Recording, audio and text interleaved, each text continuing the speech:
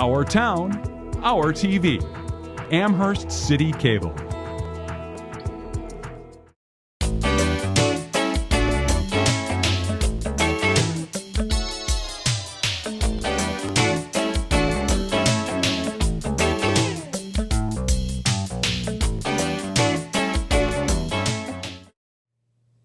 Good evening, I'm Jennifer Vasilk, and welcome to the Community Voice. My special guest tonight is Matt Nahorn, who is our very own Amherst historian. When people have got a question about Amherst history, chances are pretty good they're going to turn to Matt Nahorn to answer the question and get further information. Welcome, Matt. Thank you for having me. Well, tonight we want to talk about the old spring and what's been going on down there for the last year and a half. Absolutely. Tell me a little bit about what's happened to the old spring in the last, say, 25 years. Okay. The old spring over the years has fallen into disrepair for a lot of different reasons. There's been some vandalism and some just because of the acts of nature, water flowing, storms, and different things going on down there. So in March of 2013, I went down to that area to try to clean up the space.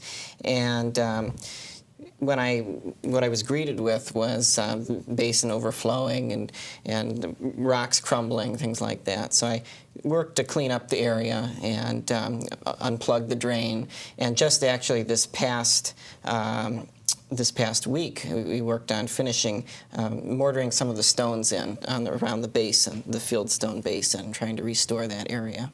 Now, a couple of years ago, retired Fire Chief Ralph Zilch did quite a bit of work there. Absolutely, yeah. He did a lot of planting.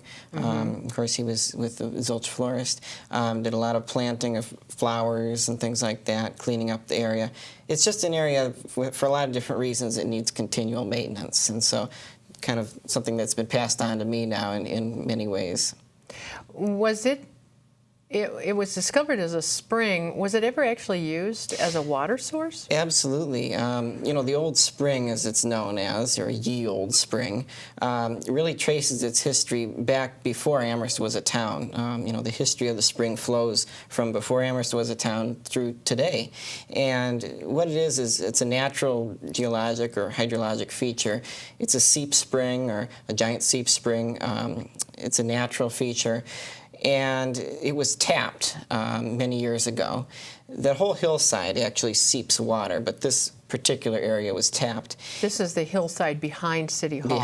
Yep, the town hall there, behind the Five Corners Bed and Breakfast. And so after it had been tapped, people used it quite a bit. Actually, in 1914, the fieldstone backdrop that you see down there was created, and that was for a celebration, an Old Home Week celebration. So kind of coincidentally, here we are 100 years later, restoring that backdrop. But yes, over the years, it was really the place to go. People would go down there with jugs and bottles and collect the water. And some people felt that it had special uses, other people just because it was fresh, clear water. And it would always be flowing. There are some newspaper articles that we came across that mention even in times of drought in the early 1900s, people would go down there and collect the water because maybe their wells went dry, but the spring was still flowing. Now, there is a railroad grade just to the south of that spring. That railroad grade was not there, was it not? Absolutely. The railroad came in the 1850s originally, but it was at ground level. And then by the 1890s, they began to raise the railroad. And actually, the railroad asked for that to happen. And well, it's a good thing today. Of course, we don't have to contend with railroad crossings in the town. So it was a forward-thinking position that they took.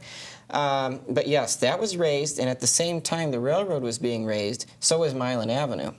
And Milan Avenue originally was much lower, and right actually at the spring level.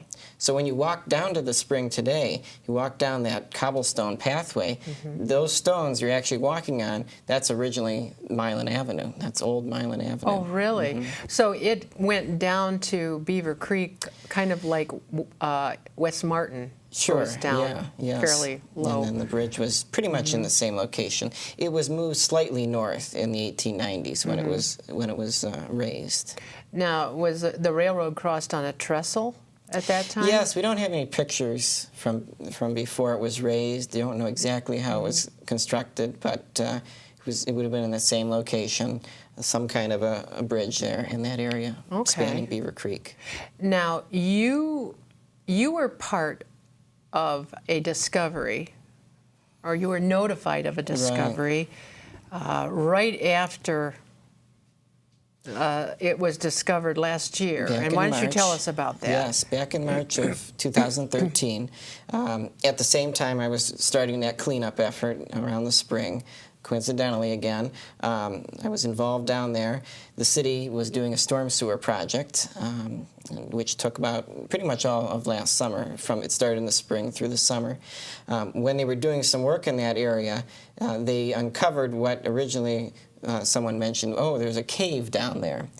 We did some research at the Historical Society, and what the construction crew had come across were these old brewery cellars, sandstone-lined, arched ceiling brewery cellars. Were they dry? Fairly dry. Material had been washed in over the years, and so the floor was raised up quite a bit. There was mud on the floor, but comparatively, it was fairly dry. We learned that these were from the Braun Brewery. And Wilhelm Braun came to the United States in 1852, and then by 1860 he is noted on the Amherst tax records as owning property. No, he was one of a very large group of German immigrants? Yes. He was, at that time, a lot of Germans. Actually, Amherst, from the early days, was founded by a lot of German immigrants, absolutely, and he was just continuation of that group. We have a church in Amherst that actually, the original cornerstones and all that are in German. Oh, okay. Very St. Peter's Church on Church Street actually has everything in German. Very good. Because it was the German church, I guess. The German it was the evangelical and evangelical. Reformed German, something like that. Yes, absolutely. Evangelical church. Yeah. So what did they do? I mean, can I go and see that? Well, unfortunately, brewery now, or the caves? When we learned of the discovery, a group from the city went down to investigate, and they did take a few pictures, which we do have some of those pictures to document the site. And you brought those with you today, and we're showing you can see the brewery cellar with the arched roof. And once we learned that the cellars were on railroad property, the railroad stepped in, and because of liability and safety issues, they didn't let anyone from the Historical Society or the local archaeological group investigate any further. So there is a manhole cover over top for future investigation, possibly, but right now it's sealed and closed off.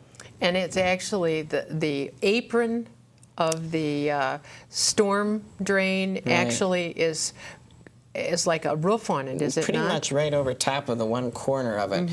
There are two cellars that are parallel to each other, perpendicular to Beaver Creek, and the one is, as you said, the one corner is covered by this the apron of the storm sewer and the wing wall that comes out, but there's possibility that there is another third cellar to the east that's mentioned in one of the articles that we came across. To the east, so very close.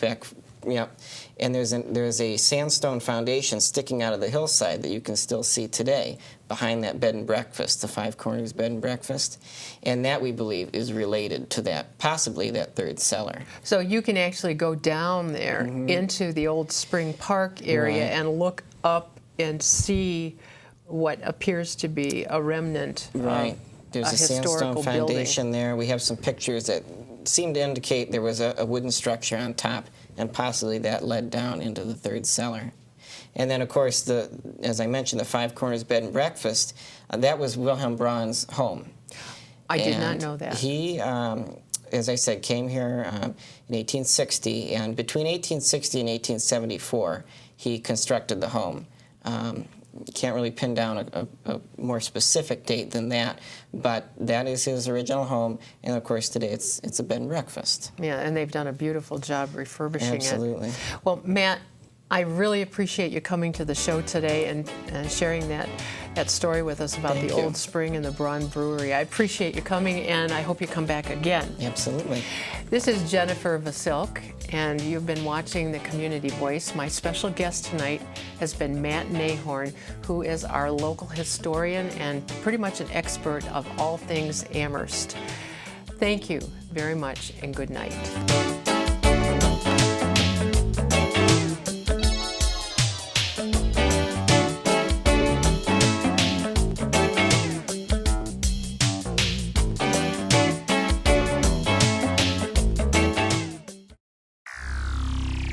Our town, our TV.